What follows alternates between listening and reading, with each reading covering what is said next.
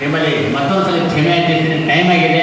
ಆದರೆ ಮಗುವಿನ ಪ್ರತಿಭೆ ನೋಡಬೇಕು, ನಮಗೆ ಅನಿವಾರ್ಯ ಇದೆ. ನಿಮ್ಮಲ್ಲಿ ಕ್ಷಮೆ ಹಾಕಿ ಬಸವಶ್ರೀ ಮಾತನ್ನು ಪ್ರಾರಂಭ ಮಾಡಬೇಕಾಗಿ ಕೋರಿಕೆ.